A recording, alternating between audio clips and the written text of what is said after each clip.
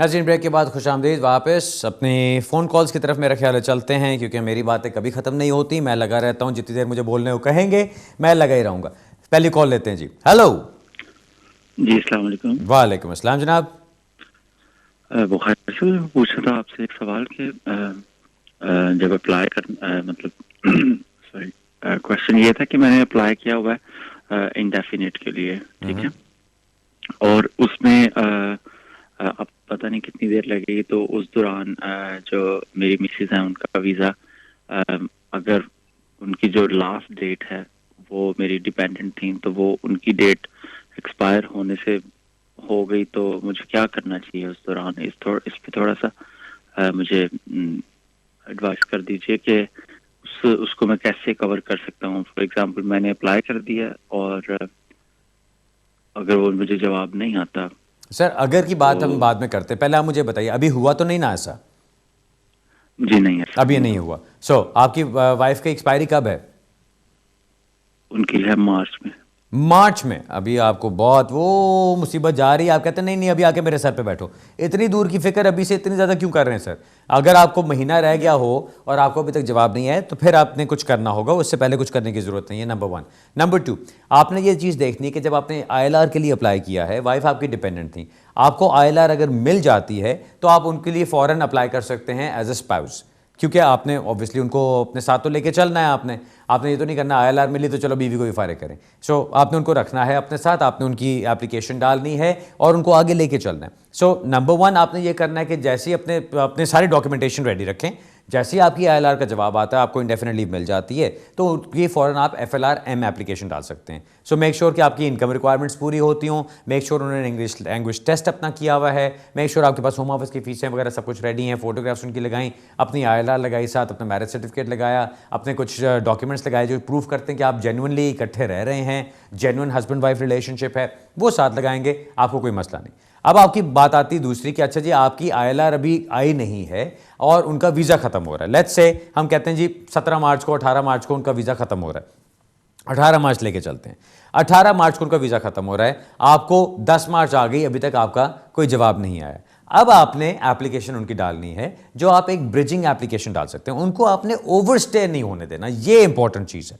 इसलिए मैंने कहा कि अगर की बात कर रहे हैं कि हो गया वह, अगर की बात है अगर कि वहाँ पे अभी उनका वीज़ा एक्सपायर नहीं हुआ हुआ, जब 18 मार्च आती है आपने 10 मार्च से पहले उनकी एप्लीकेशन डाल देंगे। अब वो कौन सी एप्लीकेशन? कोई भी FLR हो एप्लीकेशन डाल दीजिए, उसमें एक्सप्लेन करें कि ये एप्लीकेशन डालने का मकसद सिर्फ ये है कि मैं अपनी वाइफ को लीगल रखना चाहता हूँ, कल को मुझे ILR मिलती है, उतनी देर ये एप्लीकेशन चलती रहेगी तो इनका सेक्शन 3C चलता रहेगा, यानी ये ओवरस्टे नहीं होंगी।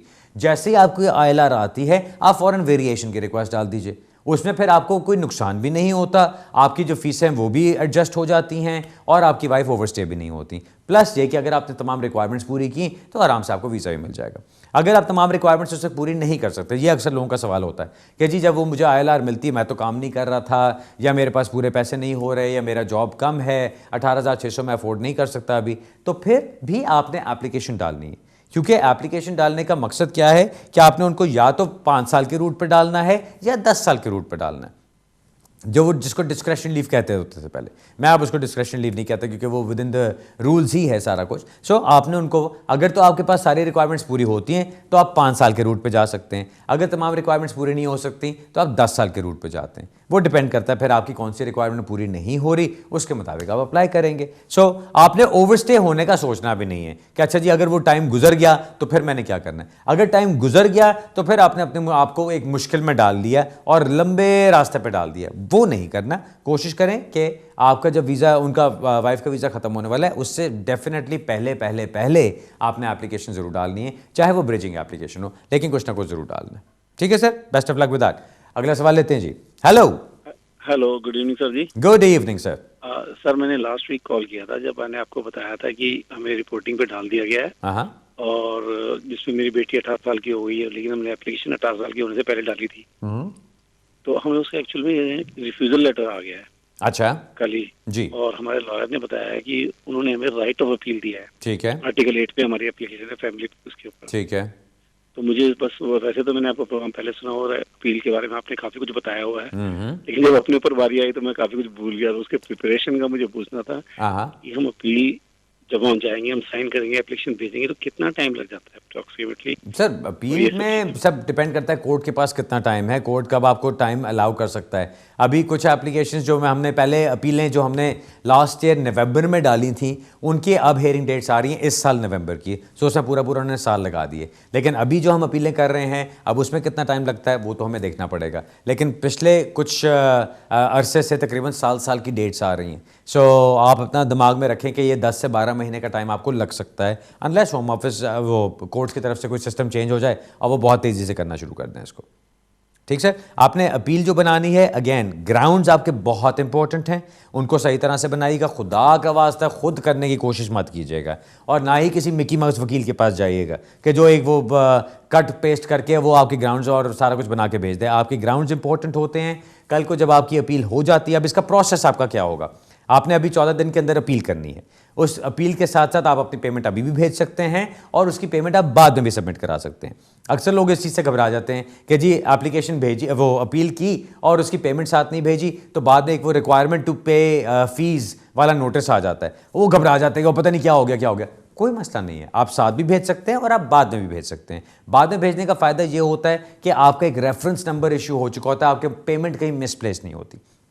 क्योंकि शुरू में इनके काफ़ी मसले हो रहे थे कि जब हम अपील करते थे वो पेमेंट के साथ 140 की पेमेंट के साथ, तो अक्सर वो पेमेंट उनको पता ही नहीं चलता था कि जी कौन से केस के साथ कहाँ कनेक्ट करनी है।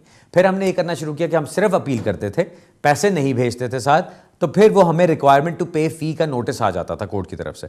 उसके अंदर रेफरेंस होता है, उस रेफरेंस के मुताबिक उसी वक्त ऑनलाइन पेमेंट की कोई मसला नहीं होता, फिर पेमेंट आपकी गुम नहीं होती। सो आप दोनों तरह से कर सकते हैं। जब आपने अपील कर दी, उसकी पेमेंट कर दी, अब आपको इंतज़ार करना है। जब आप इंतज़ार करते हैं, जब भी कोर्ट की तरफ से टाइम बनता है उनका, तो आपको नोटिस ऑफ हेयरिंग आ जाएगा। वो नोटिस ऑफ हेयरिंग जब का आपका होगा, फिर आपने अपने वकील के साथ तैयारी करनी है, अपने बंडल्स तैयार करने हैं, अपनी स्टेटमेंट्स, अपना एविडेंस सब कुछ तैयार करके, और फिर उसको कोर्ट में जाके आपने रिप्रेजेंट करना है। ये सारा प्रोसेस होता है। सो अगर तो आप सही वकील के साथ हैं, आप कॉन्फिडेंस फील करते हैं कि ये ठीक है बंदा, तो फिर तो कंटिन्यू करें। अदरवाइज़ अगर आपको लगता है कहीं पे भी ज़रा से भी कोई कमी बेशी है, तो फिर अपना वकील चेंज करके किसी ऐसे बंदे के पास जाएं जो अपना वकील जो अपना अपील्स का काम अच्छी तरह से जानता हो। मैं नहीं कहता कि सिर्फ मेरे पास ही आएँ, अल्हम्दुलिल्लाह मैं अपना काम जानता हूँ, बहुत सारे और लोग भी हैं जो अपना काम बहुत अच्छी तरह जानते हैं, आप किसी के पास भी जाइए। लेकिन प्लीज़ मेक श्योर आपको जिस तरह की चीज़ें मैं कहता रहता हूँ उनको आपने फॉलो ज़रूर करना है कि आपकी अपील सही तरह से तैयार हो। अदरवाइज़ अपील का राइट बड़ी मुश्किल से मिलता है सर, और एक दफ़ा आपकी अपील रिफ्यूज़ हो गई, डिसमिस हो गई, फिर आप लंबा खपते ही रहेंगे, पता नहीं कब जाके फिर आपका काम होगा। Alright sir, best of luck with that. अगला सवाल लेते हैं जी। हेलो सर, मैं अभी कुछ पहले आपका 10 मिनट का शो नहीं दे सका जिसमें आप प्रिलिमिनरी बता रहे थे एंटरप्रेन्योर के बारे में जी। मेरा असल में ऐसा है कि मुझे 11 साल से ज़्यादा हो गए हैं। ठीक। उसमें से जो लास्ट 2.5 ईयर प्लस जो है वो एंटरप्रेन्योर पे थे। ठीक। लेकिन मैं समहाउ डायरेक्टर नहीं हूँ अब कंपनी में। राइट। तो मेरे पास तकरीबन 3 महीने हैं अब बाकी जी। उसके बाद मेरा ऑब्वियसली इंडेफिनेट तो ड्यू हो गया हुआ है 10 ईयर के बाद। राइट। लेकिन चूंकि मेरी कुछ मिस्टेक्स रही हैं इसमें और मैं अब डायरेक्टर नहीं हूँ कंपनी में, तो ये क्वेश्चन आपसे करना था कि आप क्या सजेस्ट करते हैं कि अब मैं प्रीमियर सर्विस पे चला जाऊं और एक ट्राई कर लूं, क्योंकि जो ये डायरेक्टरशिप के बाद अब मुझे नई कंपनी बनानी है जस्ट ताकि एटलीस्ट कुछ तो मेरे पास हो, तो या बाय पोस्ट भेजूं ILR के लिए। बाय पोस्ट ILR के, राइट, ओके। चलें सर, अब आप पहली बात तो गौर से समझें कि आपकी सबसे बड़ी इसमें गलती क्या है। आपकी गलती सबसे बड़ी ये है कि बजाय इसके कि आप सोचें कि लॉ क्या कहता है, उसकी रिक्वायरमेंट्स क्या हैं, आप और चीज़ों को सोच रहे हैं। आपको ये पड़ी हुई है कि जी मैं वो सेम डे सर्विस में जाऊँ कि बाय पोस्ट करूँ। ये दोनों चीज़ों से कोई फ़र्क नहीं पड़ता। बाय पोस्ट में भी बंदे जो देखेंगे वो उसको सही तरह से ही फैसला करेंगे, जो सेम डे सर्विस पे वो भी सही तरह से ही फैसला करेंगे। कोई भी आपको आराम से नहीं दे देगा कि आप सोचेंगे अच्छा मैं सेम डे सर्विस पे गया और जल्दी मैं मुझे वहीं पे दे देंगे, ऐसा नहीं। सिंपल बात क्या है, आपकी जब एप्लीकेशन जाती है ILR की, उन्होंने क्या चीज़ देखनी है। अब इसको कानून को समझने वाली बात कर रहा हूँ। इसमें उन्होंने समझना ये है कि क्या इस बंदे ने 10 साल पिछले पूरे कंटिन्यूसली लीगल गुजारे हैं यूके में। आप कहते हैं कि मेरा पासपोर्ट देख लो, मैं पहले इस वीज़ा पे था, फिर इस पे था, फिर इस पे था, लास्ट 2.5 साल से मैं एंटरप्रेन्योर पे चल रहा हूँ, सो मेरा सारा स्टेटस लीगल है, ग्रांटेड लीगल है। अब वो नेक्स्ट चीज़ ये देखेंगे कि जी हमें लोगों ने कितने भिगो के जूते मारे हैं, कितना हमारे साथ फ्रॉड किए हैं, कितनी डिसेप्शंस किए हैं, जहाँ पे वो जेन्युइन एंटरप्रेन्योर्स नहीं थे, सिर्फ वीज़ा लगवा के कोई किसी से पैसे दे दिला के उन्होंने ये काम किए हैं, तो क्या हम उनको इसमें से निकाल सकते हैं? अब वो इस वजह से वो आपकी एप्लीकेशन को देखेंगे दोबारा। अब वो आपसे पूछेंगे, जो पूछा जा सकता है, मैं ये नहीं कहता 100% पूछेंगे, क्योंकि कई ऐसे केसेस भी हैं जहाँ पे उन्होंने नहीं पूछा, लेकिन ये चीज़ एक हो सकती है, क्योंकि एक शक है तो वो आपको बताना ज़रूरी है। आप जब जाते हैं ILR के लिए बाय पोस्ट या इन पर्सन, वो आपसे पूछ सकते हैं कि अच्छा जी लास्ट 2.5 साल आपने जो गुजारे हैं इसमें, वो आपके एज एन एंटरप्रेन्योर गुजरे हैं, उसके रिक्वायरमेंट्स क्या हैं, आपने अपना पैसा इन्वेस्ट किया है, आपका बिजनेस चल रहा है, आप डायरेक्टर हैं, जो आपने उनको बिजनेस प्लान्स दिए थे, जिसके ऊपर आपने अप्रूवल लिया था, क्या वो सब उसी तरह चल रहा है जो आपने कहा था? अगर तो वो सब चल रहा है उस तरह, you have absolutely nothing to worry about. आप कहेंगे जी मेरा एंटरप्रेन्योर का बाद में होना, जाके मेरे 10 साल लीगल कंप्लीट हो गए, एवरीथिंग इज गोइंग फाइन, तो मैं उसकी बेस पे अप्लाई कर रहा हूँ, आपको उसी वक्त वीज़ा लगा देंगे वो।